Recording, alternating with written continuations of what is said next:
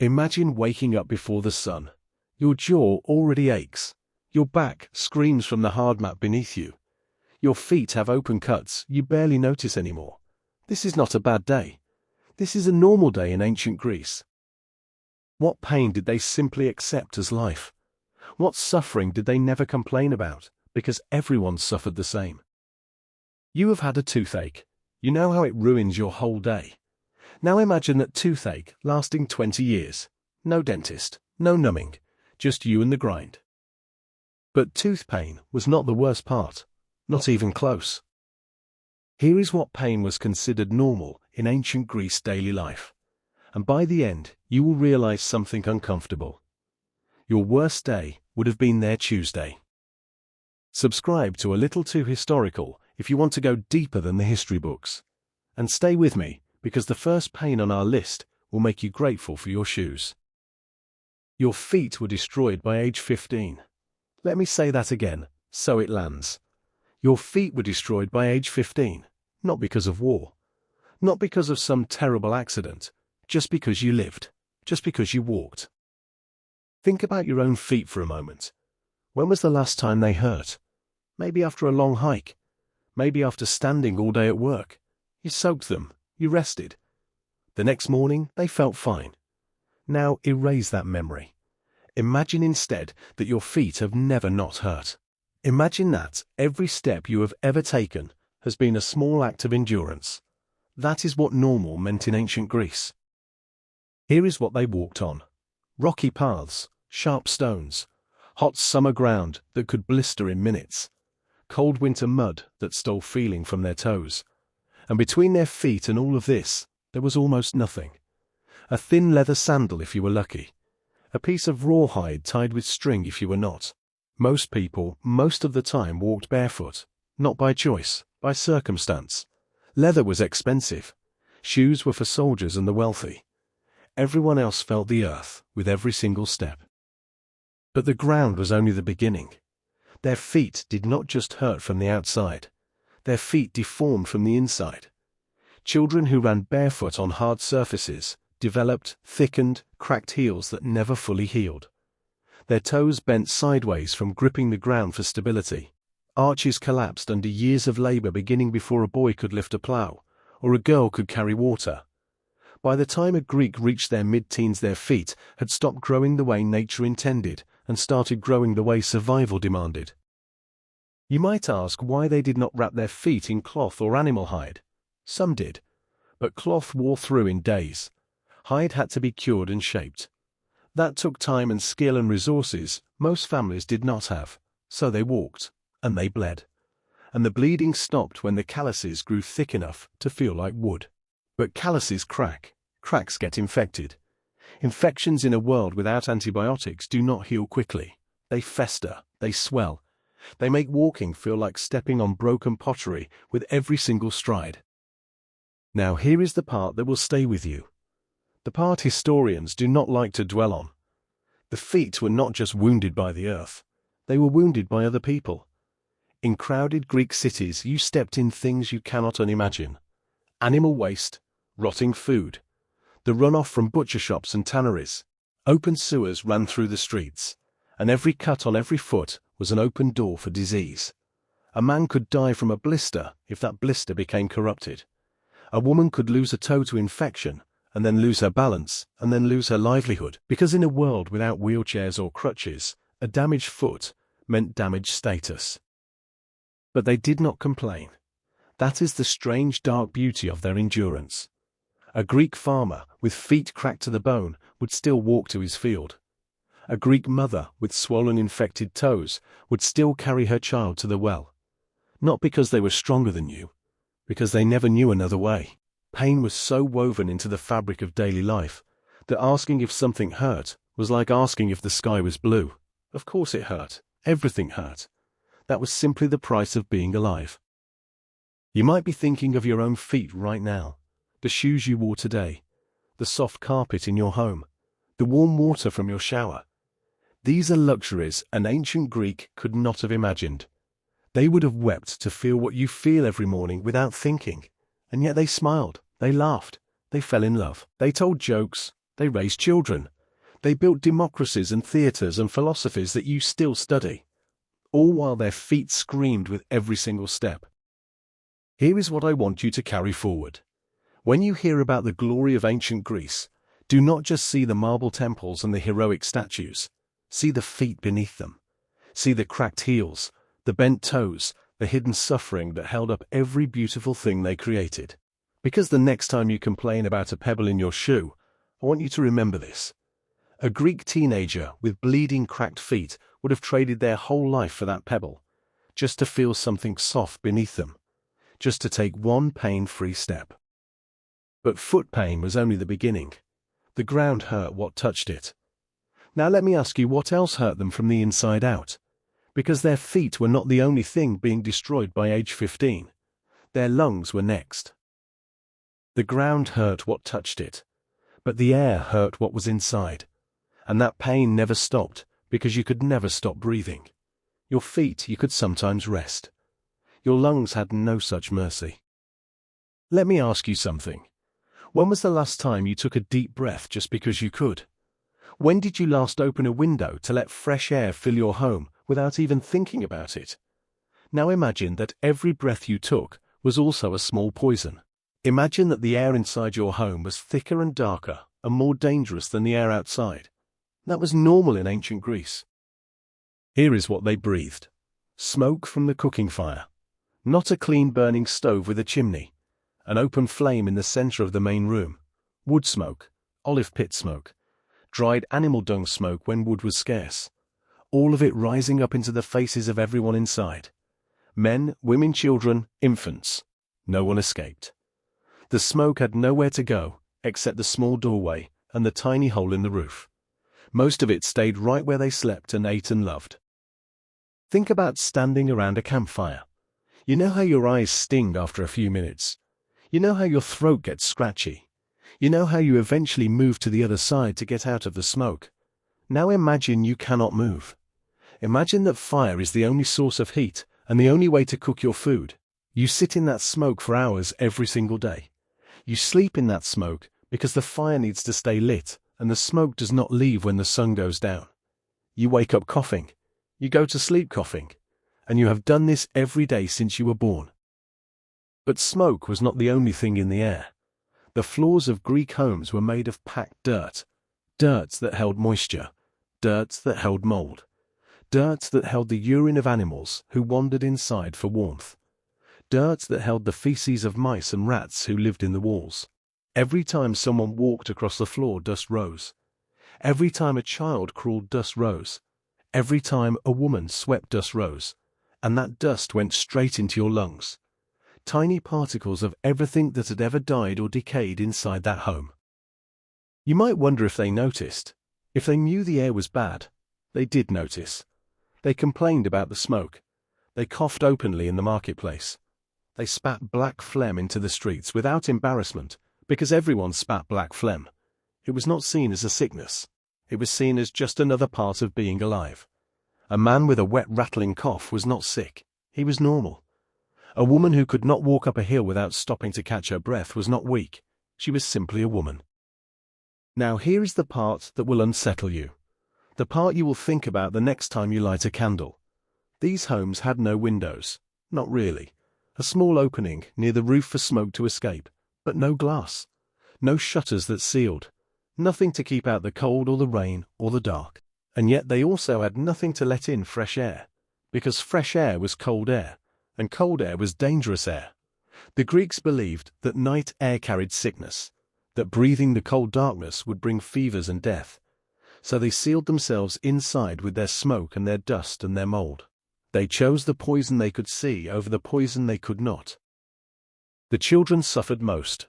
Their lungs were still growing, still soft, still easy to damage. A child who survived past age 5 had lungs that looked nothing like a child's lungs today, scarred, tightened, filled with deposits of soot that would never leave. That child would grow into an adult who lost their breath on the first hard climb, who coughed for no reason in the middle of quiet conversations, who woke at night gasping for air that was never quite enough, and they never knew that something was wrong, because everyone they knew coughed too. You are breathing right now as you listen to this. Notice it. Feel the air move into your chest. Feel how easy it is, how clean. An ancient Greek would have wept to feel what you feel without thinking. They would have wept to open a window and breathe cold night air without fear. They would have wept to watch their child take a deep breath and not hear a rattle at the end of it. But they did not weep. They endured. They built their temples and their theaters and their philosophies, while their lungs slowly filled with the ashes of their own survival. They told stories about heroes who faced monsters, but they never told stories about facing the air inside their own homes, because that was not a battle. That was just Tuesday. You think you know what pain is. You think you have suffered because you had a cold that lasted 2 weeks. But a cold ends, the cough goes away, your lungs heal, theirs never healed. They carried their smoke with them, from the day they took their first breath to the day they took their last. And on that last day, they probably did not even notice anything different. Just a little harder to breathe than usual. Just the same as always. Just normal. Your feet were destroyed by age 15. Your lungs were damaged before you could speak. But the air inside your home was not the only thing eating away at your body. The food on your plate was hiding something worse. And the next pain we uncover will make you afraid of bread. Your feet were destroyed by age 15. Your lungs were damaged before you could speak. But the food on your plate was hiding something worse. And the next pain we uncover will make you afraid of bread. You have eaten bread today. Probably. A sandwich maybe. Toast with your coffee. A roll on the side of your soup. You did not think about that bread. You did not wonder what was inside it. Why would you? Bread is bread. Flour, water, salt. Maybe some yeast. That is all. But in ancient Greece that was not all. Their bread held something you cannot unlearn. Stone. Ground stone mixed into the flour on purpose. Here is how it happened. The Greeks ground their grain between 2 large stones. The lower stone sat still. The upper stone moved back and forth. Hour after hour. Day after day. Usually a woman did this work before sunrise. She would kneel over the corn stone. Lean her whole body into the motion. Push. Pull. Push. Pull. Her back screamed. Her arms burned. But she kept going because without flour there was no bread, and without bread there was no life. Those stones rubbed against each other. They wore down over time. Tiny fragments of rock broke free and fell into the flour. No one removed them. No one could remove them. The fragments were too small to see, too small to pick out, too small to do anything except bake into every loaf and grind against every tooth. You are grinding stone against your teeth right now. That is what the Greeks did with every single meal. Every bite of bread contained invisible rock. Every swallow scraped the inside of your mouth like sandpaper. Think about what that means for a moment. Your teeth are strong, but they are not stronger than stone. Day after day, year after year, the rock fragments wore down the enamel, the hard white shell that protects your teeth from the world. Once that enamel is gone, it never comes back. Never. And underneath the enamel is something softer, something yellow, something that feels every single scratch. The Greeks lived with that feeling constantly. A low-grade ache in their jaws that never fully went away. Not sharp enough to scream about. Just present. Always present. Like a song stuck in your head, except the song is pain. But the grinding was only the surface problem. Literally. The real damage happened deeper. When your enamel wears thin, your teeth become sensitive to everything. Hot soup sent a shock through their jaws. Cold water made them wince. Sweet wine felt like tiny needles. And they had no toothpaste, no fluoride, no dentist to drill and fill and save what remained. They just lived with the shocks. They just winced and moved on. Because everyone winced. Everyone moved on. Now here is the part that will haunt you the next time you bite into a crusty loaf. Those stone fragments did not just wear down the outside of their teeth. They also got stuck between the teeth. Tiny sharp wedges of rock lodged in the gaps. Every time they chewed, those wedges pressed deeper. Cuts formed in their gums. Small cuts at first, then deeper cuts, then infected cuts. Their gums bled when they ate. They probably did not even notice anymore. Blood on bread became just another flavor. You might wonder if they cleaned their teeth. They tried. They used twigs. They used rough cloth. They used their fingers. They rinsed with water, sometimes mixed with vinegar. But nothing could remove the stone dust. Nothing could heal the bleeding gums. Nothing could stop the slow destruction of their mouths. And here is the cruelest part. The more their teeth hurt, the softer food they wanted. The softer the food, the more bread they ate. The more bread they ate, the more stone dust they consumed. Their solution was also their poison. By age 30, most Greeks had visible tooth damage. You could see it when they smiled. Not that they smiled widely often. A Greek with bad teeth learned to keep their mouth closed. Not from vanity, from pain. Cold air on exposed nerves feels like lightning in your jaw. They learned to talk without opening their lips too far. They learned to laugh behind their hands. They learned to hide what their bread had done to them. By age 40, many had lost teeth entirely. Not one or two. Whole sections of their mouth. Gaps where food got trapped. Gaps where the remaining teeth shifted and loosened. Gaps that made chewing anything firm impossible. An old Greek man ate bread soaked in wine until it was mush. An old Greek woman ate porridge and broth and little else. Not because they chose to, because they had no teeth left to choose with. And what about the pain we do not talk about?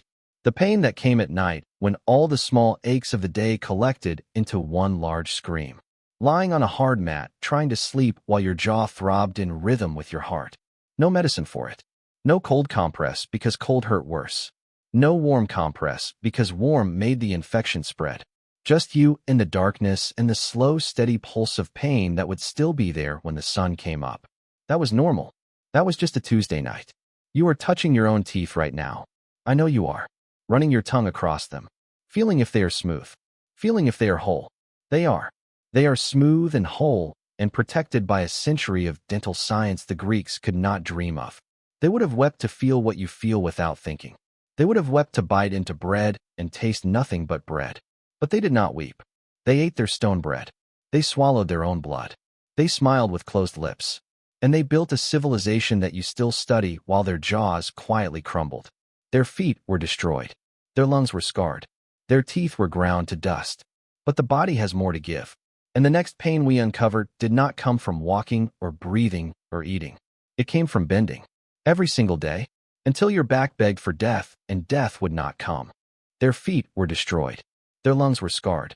Their teeth were ground to dust. But the body has more to give. And the next pain we uncovered did not come from walking or breathing or eating. It came from bending. Every single day, until your back begged for death and death would not come. Stand up from where you are sitting. Right now, just stand up. Feel how your back straightens. Feel how your spine stacks one vertebra on top of another. Notice if anything hurts. Probably nothing. Maybe a little stiffness if you have been sitting too long. Now imagine you cannot straighten your back. Imagine that your spine has been bent forward for so many years that it has forgotten how to stand tall. That was normal in ancient Greece. Here's what bent them. Farming, water carrying, grain grinding, cloth weaving, child lifting, wood chopping, pottery shaping. Every single task of daily life required a bent back and a curved spine. There were no chairs with good lumbar support. No ergonomic handles on their tools. No work breaks to stretch and walk around. You worked bent over because the work was low to the ground and you were high above it. The only way to reach the world was to fold yourself in half. Think about grinding grain the way we described before. A woman kneeling over a stone quern for hours before sunrise. Her back curved like a bow. Her shoulders rounded forward. Her neck craned down to see the flour she was making. She did that every morning, 7 days a week, 52 weeks a year. For decades, her spine did not stand straight after the first year. Her muscles learned to hold that bend. Her bones grew into that bend. By the time she was 30, she could not look at the sky without tilting her whole head back. But grain grinding was only one position. Water carrying was another. Imagine walking to the well with a clay jug on your shoulder or balanced on your head. The weight pressed down. Your spine compressed. Your lower back took the strain of every step. Now imagine doing that 4 or 5 times a day. Up and down hills. Over rocky paths. In the summer heat and the winter rain. Your back did not recover overnight. It never recovered. The strain built up like interest on a debt you could never pay off. Farmers had it worse. A Greek farmer spent his day bent over a plow pulled by an ox or a donkey. Bent over a sickle cutting wheat close to the ground. Bent over a hoe breaking up soil that had baked hard under the Mediterranean sun. His back was his most valuable tool. And like any tool used too hard for too long, it broke down. The discs between his vertebrae wore thin. The nerves in his lower back became pinched. The muscles seized up into knots that felt like stones under his skin. He called that Tuesday. Now here is the part that will change how you see every ancient statue of a beautiful Greek youth. Those statues are lies.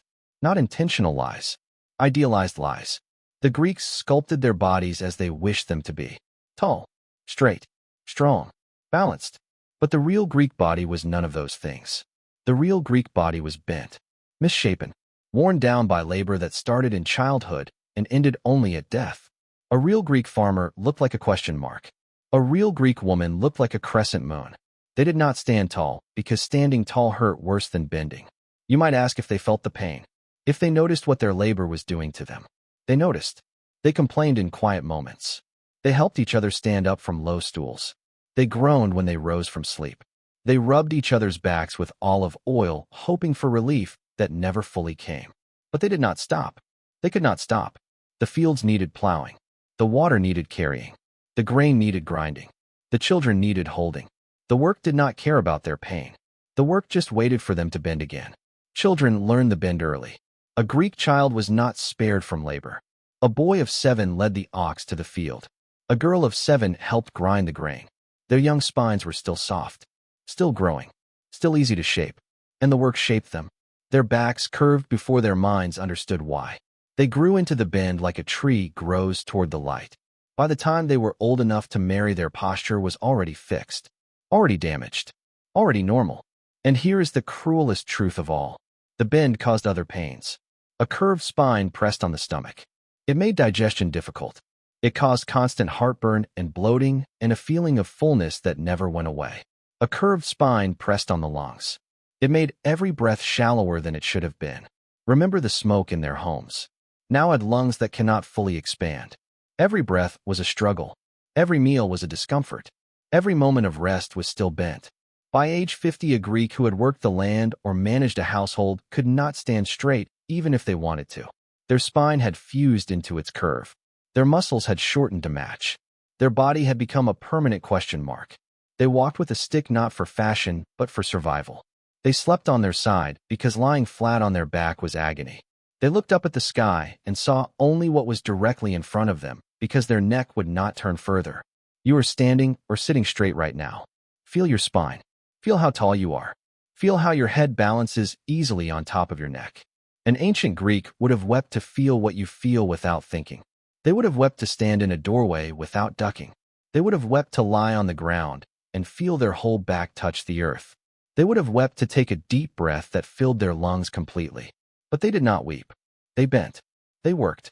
They bent again. And they built a world of straight columns and straight temples while their own bodies curved into shadows of what they should have been. Their feet were ruined. Their lungs were scarred. Their teeth were dust. Their spines were bent. But the body keeps a ledger of every pain. And the next pain on our list was not from work. It was from bringing new life into a world that did not care if the mother survived. Their feet were ruined. Their lungs were scarred. Their teeth were dust. Their spines were bent. But the body keeps a ledger of every pain. And the next pain on our list was not from work. It was from bringing new life into a world that did not care if the mother survived. You have seen births in movies. A woman screams. A doctor says push. A baby cries. Everyone smiles. The scene lasts 90 seconds. Now erase that image. Burn it. What happened in ancient Greece looked nothing like that. It lasted hours, sometimes days. And there were no doctors, no pain medicine, no monitors, no emergency cesareans. Just women, just blood, just a struggle between life and death that played out on a dirty floor in a smoky room. Let me ask you something. When was the last time you feared childbirth? Probably never. Or maybe a little. But you know that modern medicine has made it safe. You know that if something goes wrong, someone can fix it. A Greek woman knew none of that. She knew that every birth might be her last. She knew that every contraction brought her closer to either a baby or a grave. And she walked into that room anyway because she had no choice. Because producing children was not a choice. It was a duty. It was survival. It was the only way the family continued and the gods were honored and the city grew. Here is what a Greek birth looked like. The woman was moved to a separate part of the house.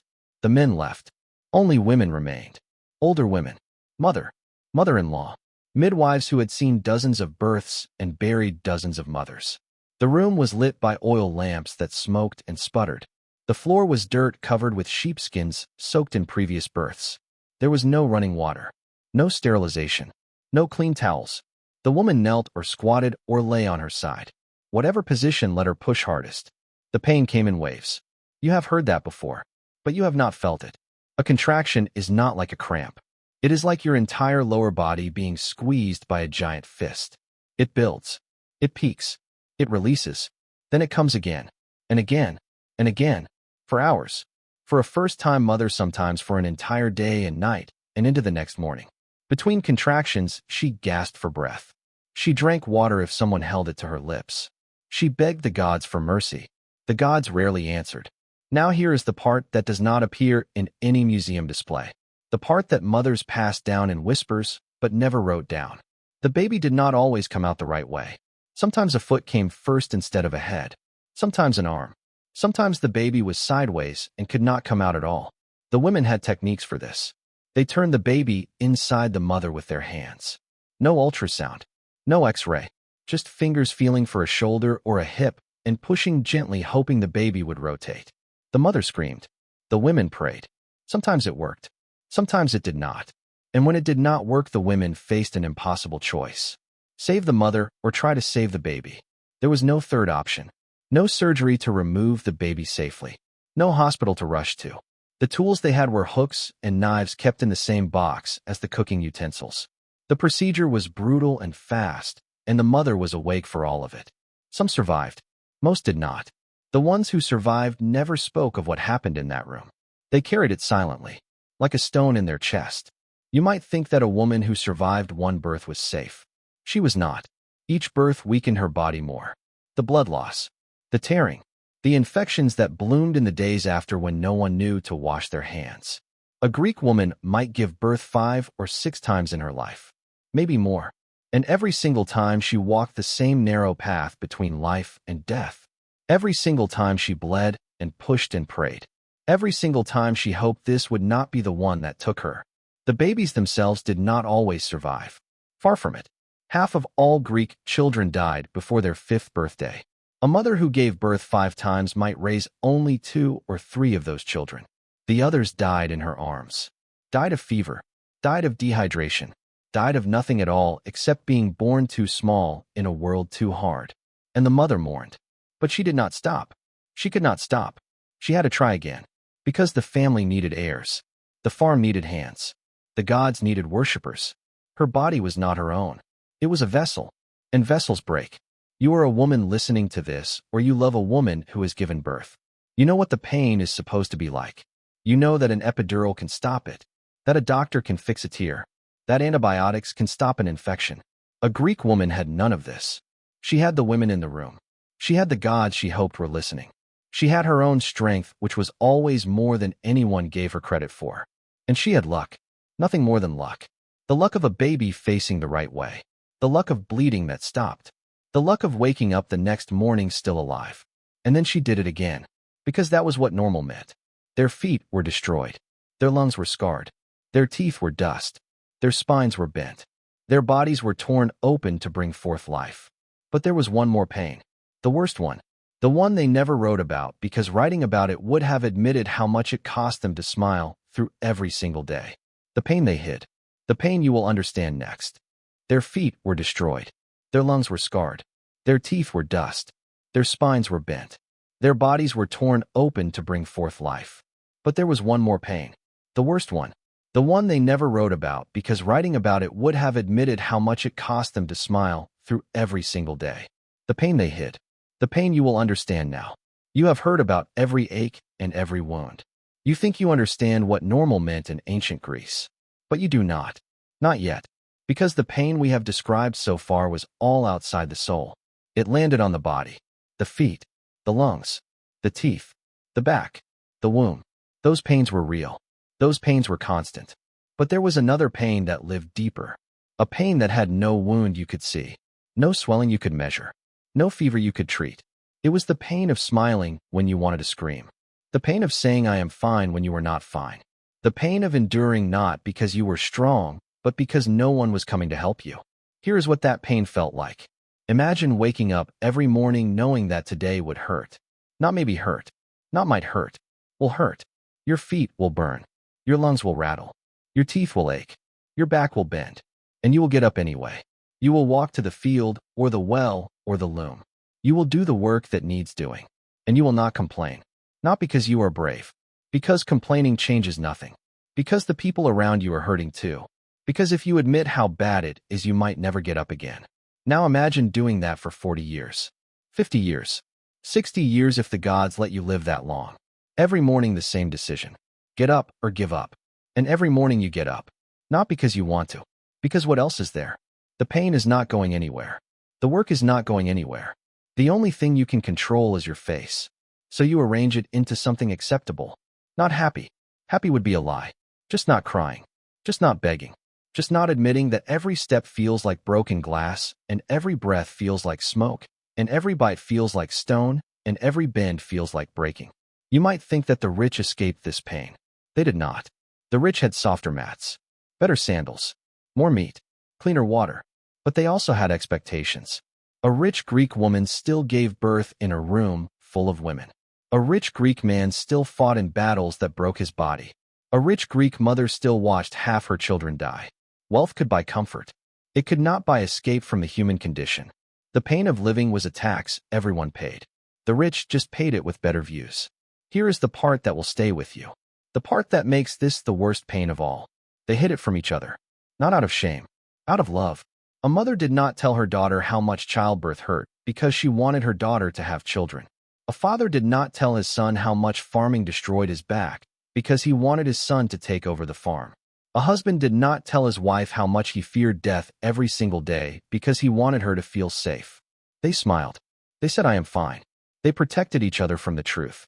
And the truth was that everyone was suffering alone together. Think about the last time you pretended to be okay. Maybe you had a headache at work and did not mention it. Maybe you were exhausted at a party and laughed anyway. Maybe you smiled through something that was breaking your heart. That feeling, that gap between what you felt and what you showed. That is what every ancient Greek felt every single day. Not once in a while. Every single day from childhood to old age. The gap never closed.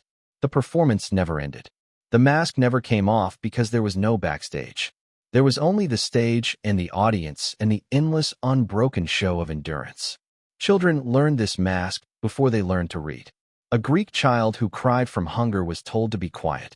A Greek child who limped from a stone cut was told to walk faster. A Greek child who wept from exhaustion was told that the gods tested the strong. They learned that pain was private, that suffering was silent, that the only acceptable response to agony was a straight face and a closed mouth. They learned it so well that by the time they were adults, they did not even know they were wearing a mask. The mask became their face. The performance became their self. And here is the cruelest truth of all.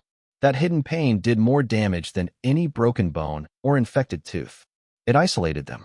It convinced each person that they were the only one struggling, that everyone else was handling life better, that everyone else had found some secret to endurance that they had missed.